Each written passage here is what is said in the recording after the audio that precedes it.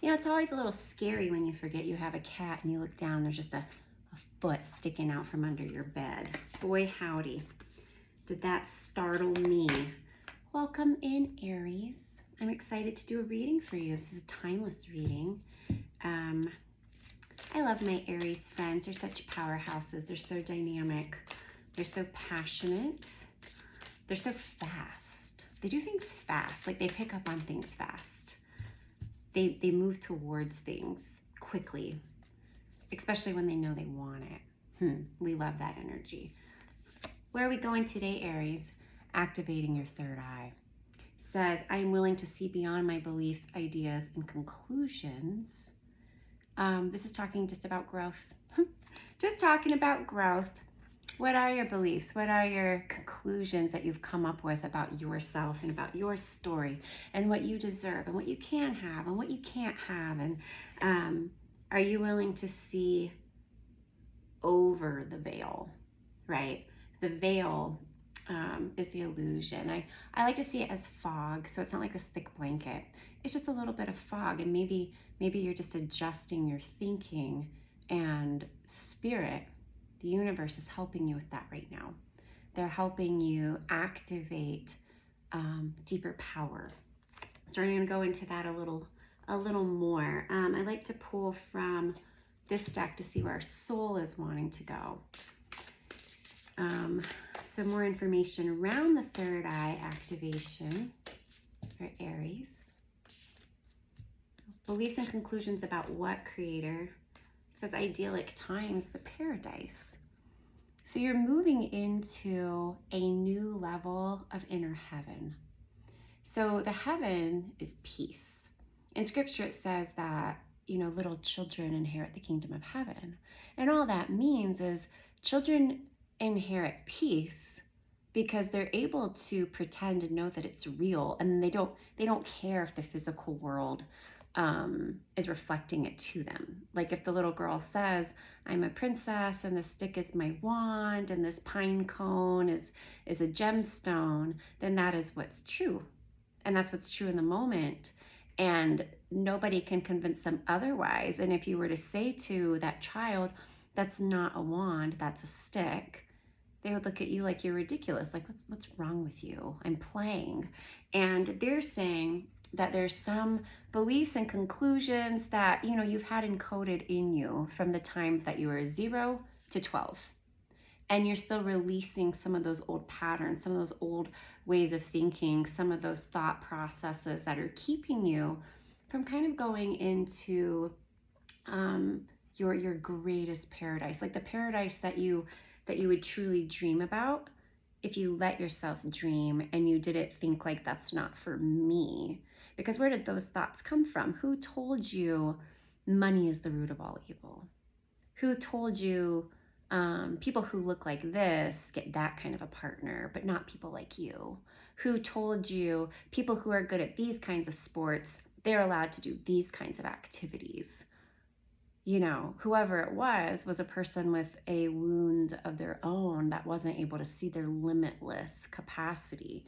And as a child of spirit, and especially with that crown chakra activation, it's like you have more possibility and more opportunity available to you than you even realize, because the universe is infinite. There's always more love. You're loved, you have self-love, there can always be more. Money, there's always more money. There's always more opportunity. This idea that there's not enough, that's false. Love is enoughness. Love is worthiness. Love is great value. And we're told we are love. And so honestly, what it is you're a vibration of the paradise, because you are the paradise. And the other word is the garden. And remember that the garden is, you know, in the story of Adam and Eve, in this metaphoric story, the garden is where they got to walk with spirit, meaning to be in their spirit. They had plenty. And the garden is full of fruit. Fruit is sustaining. Fruit is delicious. Fruit is blissful. Fruit is nourishing. And they're saying, like, you're stepping into new forms of true nourishment. of true wealth, of true love, of the kind that it never goes away. It's here to stay. It's here to stay now. The owl. So we have two different energies with the owl. There's deception, but then there's wisdom. And that's really why we come into this earth experience, because we want to experience contrast, duality, this or this. We have free choice, right? Spirit dwells within us as us, but we get to be human. And there's a lot of things in our human experience that we've been told are wrong, that we've been told are sin, that we've been told is bad for us. And they're saying, look at the deception in that. You know, be a person of great integrity, but you don't have to be perfect, Aries. You don't have to be perfect, but have your integrity. And remember that this journey, yeah, it's not about being perfect. It's just about becoming. And you're just coming into the highest king, queen form of yourself. But yourself, the S is a big S, right? It's like your most aligned, your most beautiful state of being. And I want to tell you a tool that you can use for understanding, like, well, what is that? What does that feel like? I'm going to tell you, it comes back to the garden, baby. It's the fruit of the spirit. Love, joy, gentleness, patience, self-control, peace, compassion. And if those are the things that are guiding you, then you're on the right path. If there's anything else, that would be from ego, fear, self-abandonment, unworthiness. Put yourself in time out and give yourself some compassion. Not time out to punish yourself, time out for like a debrief. Like, ooh, we're not allowing deception about who we are to guide us anymore. That's not good enough for us. We listen to our wisdom, and OWL stands for wisdom. But remember, wisdom comes to you through learning and through experimenting. So please have compassion for your journey. Don't feel bad about any of the things that you've had to move through in your life to collect the wisdom that you have today, right?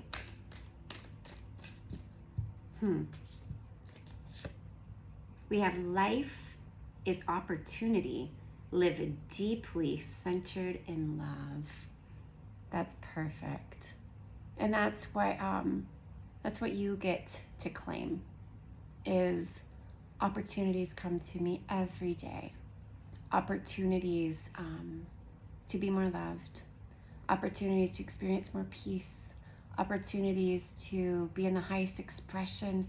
Opportunities to see myself truly and to hold myself. Opportunities to love others. This whole life is an opportunity. And it says to live deeply centered in love. To live, that just reminds me of a root. They're saying to be rooted in love in everything that you do. And see this beautiful energy. She has her chest open, and it's open to the beloved. The beloved is creator. The beloved is source. And when you're open and you're surrendered to what it is that you know is yours, even before anything reflects it, that's letting the universe take care of the details. You don't have to control it. All you have to do is be open. Open to opportunity, but opportunity, guess where it is? It's just right now in this present moment. And it's following your magic. It's following the synchronicities. It's following the things that feel really good. It's following the fuck yeses of life and letting that guide you. And then the things that don't feel good, to kind of look at them and say, is this something that I also can step into and not avoid it? Is there something that I can learn about myself in this and be brave to go into that too, and then to bring love to that? Now you're transforming it. Now nothing is uncomfortable. Nothing has power over you, Aries. Let's get a guide for you, and that'll conclude our reading for today. All of my links will be in the description box or bio or whatever we want to call it. I have a lovely Etsy shop where I create crystal earrings to empower and inspire you. And then I also do one-on-one readings and energy healing sessions. Also, I'm embodiment coach, and I've done private mentorship for 6 years. So take a peek at that if it calls. Sacred vision, the Miriam. So this is your guide. Do you see this rose energy? And again, it's all around your vision. It's for you to hold the vibration of your vision, for you to not let go of your vision, for you to dream the highest dream that you can for yourself, and to not just believe it, but to already act from it, to already live from that dream. That's how you make it real. That's, again, going back to the most innocent version of you, and letting them play. Choose to forgive in order to heal, it says. See the light in all, and remember that love has no boundaries. There's been a lot of energy of forgiveness recently that's come in, and it's because whenever there's things in the past that we don't forgive, especially like around ourselves or our journey, or I can't believe that I was in this situation, it almost embarrasses me that I let myself go there with this person or have this relationship, or I did that with my money and I don't think it was a wise choice, and we stay in that vibration, we keep recreating it. So when we can forgive it, when we can come into the garden, again, that's the fruit of the Spirit. Well, there's no place in the garden for that kind of energy, because that kind of energy, it's shadowy, it's dark, and things don't grow in the dark, and you only want growth. So they're saying for you to also be guided by the energy of forgiveness, and that forgiveness is really going to nourish what it is that you're growing. Forgiveness is also a fruit, and it's one that shouldn't be ignored.